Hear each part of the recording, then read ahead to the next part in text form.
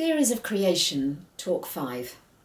This talk is about the advantages and disadvantages of the theory of progressive creation. So first, the advantages. Belief in this particular theory means you can accept the majority of modern scientific theories which concern the age of the Earth and the solar system and the universe, the explanation of the formation of the rock strata and the fossils in them, the discoveries of human-like bones dated up to nearly 4 million years ago, and the slow and gradual appearance of life on Earth, although the mechanisms suggested by evolutionists are rejected. And secondly, it provides answers to certain questions for which scientists still have no satisfactory answers.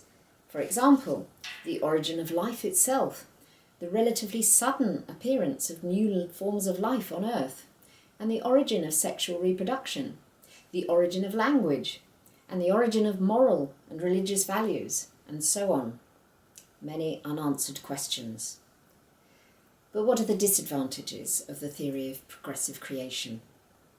Well, firstly, the details depend wholly upon the assumptions that are made initially. If these assumptions are not valid, then the details fall with them. For example, the encounter in Genesis has to be assumed to be selective and simplified, as otherwise the order of creation events does not tie up with the scientifically accepted order. And secondly, the explanation of the creation of light on day one is weak. This has to be reinterpreted as being the appearance of light, not the creation of light. And even then, this has to be light diffused through a cloud cover. And then thirdly, the explanation of the creation of the sun, moon and the stars on day 4 is weak. This is reinterpreted as being the gradual appearance of these pre-existing bodies due to the breakup of the cloud covering the Earth. And so no longer was light diffused through the atmosphere, but it arrived directly from its sources. And fourthly, the equating of the creation of Adam to the appearance of modern man is identified by scientists, give rise to a number of questions. Were coexisting hominids, that is, Neanderthals, considered animals by Adam and brought to him along with the animals to be named? Bones of modern man and Neanderthals are so similar that some scientists think they interbred with one another, in which case it would be difficult to believe that Adam would consider them animals.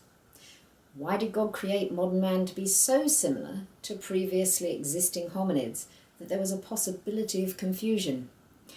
These questions and others give rise to the major question: are we sure that scientists have correctly interpreted these ancient bones that they have found?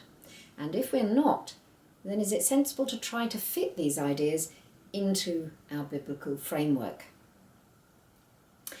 In the next talk, we're going to look at the theory of 6 literal days of creation.